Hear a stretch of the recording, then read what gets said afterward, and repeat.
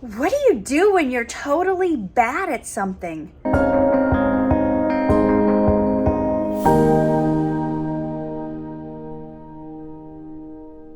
So many of us waste so much time and so many years of our life, I'm guilty of that, trying to get better at the things we're really bad at. Trying to eke out how to do things properly. For instance, I'm terrible at grammar. And I let that stop me for a long time from writing a book. There's lots of other things I'm bad at. Not just grammar, I'm bad at spelling, I'm bad at housekeeping, I'm bad at a lot of things. Let's not even list it, because there's more things I'm bad at than things I'm good at. And it's not a problem. But the problem happens when we are trying to make it in life, where we have these goals, we have career goals, we have things we want to do, we have things we want to get better at, we're trying to start a business, we're working by ourselves, we don't have necessarily money to hire a team yet, so we think, I gotta figure all of this out, and we spend so much time working on the stuff that we don't like, working on the stuff we're not good at, working on the stuff that we it drives us nuts to spend time on. And we keep trying to improve these areas we're not good at, that we don't enjoy doing. And what that does is it makes us not want to work on our goals that day. It makes us not want to do our projects. It makes us not want to spend the time, because it's you have to do the bad stuff. You can't just, it's not just all about creating. It's not just all about, when you make a movie. Imagine if you had to do every position on a movie. I know a lot of people have done that in the past. They try to do every single position on set. Well, there's just certain things you're not good at, and you have to get people to help you. You have to enlist people or hire people or barter with people to do the things that you can't do. Now, in school, this is such a foreign concept to us, because when we're in school, and let's say we're good at math, our friend Johnny's good at spelling, our friend Hakeem is good at history, and we have another friend, Layla, that's good at home ec. If you say, Johnny, can you help me with what he's good at, and can you help me with and you ask for help to do the stuff that each of them are good at, in school that's called cheating. We get in trouble for that. But in the real world, the world that we live in, when you enlist help from other people who are better at the thing than you are, it is not cheating. I do not like to file. It's not that I don't know how to file or I don't know the ABC. It does not bring me joy. It's drudgery. It's I don't want to do it. So it's okay to get help for the things you don't want to do. It's okay to trade with someone to get them to do the things that you're not good at. It's okay. It's not cheating. When you have a business, you don't have to do everything by yourself. Businesses can't be successful without enlisting the help of others. We think we have to do it all on our own, but we don't. Yes, there's, maybe when you're starting out, you got to learn to do a bunch of stuff because you don't have money to hire a staff, and there are tutorials and all that. But it comes to a point when your business starts bringing in a little bit of money, please hire someone to do the things that you don't like to do. You have to, or you will never get to the things that you love and enjoy that you do want to do. Shopping. I do not do my own shopping anymore. I had always done it until COVID happened, and when COVID happened, and one time I had to wait in line over 2 hours to get in the grocery store, I said, not doing that again. So I use Instacart.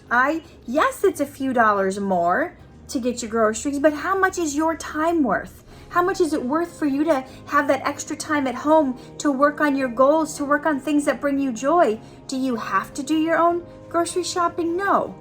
Now, whatever it is that you can ease your burden, ease your stress to do the things that you do not enjoy or that you're not good at. Listen, I bought all these grammar books to teach me how to form proper sentences, because I was told I can't form a proper sentence, and I'm still told that. But I don't, you know what? I bought all these books and I said to myself, I'm do not like this. I do not want to read about how to have the sentence structure right, how to know the difference between a comma and a semicolon. I don't care. I have a message I want to get out. Yes, I don't know how it works, but I write it and then I give it to an editor and I pay the editor and they fix all the places I'm not good at. Listen, you don't do this for everything. When you have when you're sick, you go to a doctor. Yeah, I hope you're not on Google always trying to self-medicate yourself to try to figure out what's wrong. Maybe if it's a minor thing, okay, sure, but you're not gonna do your own knee surgery replacement, right? Think of it like that for the stuff that you have stuff that you need to do for your business to move ahead. And if it's a stuff you hate and are not good at, you got to farm that out or you will just be dragged down and not have the energy to do the stuff you do love. So I'm giving you permission.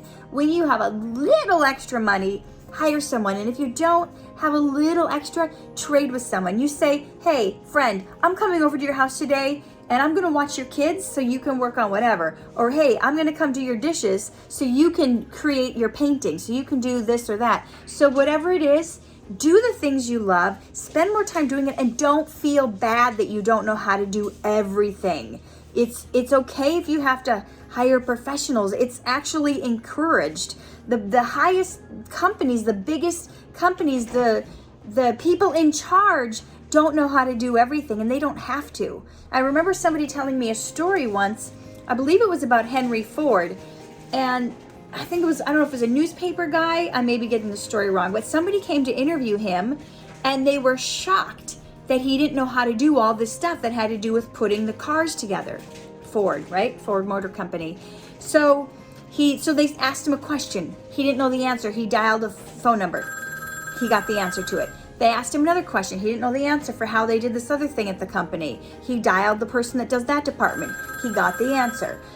The point is, he hired people to do all the jobs so he didn't have to be the one to do them all. You have permission to not have to do every job it takes to make you successful in any given field.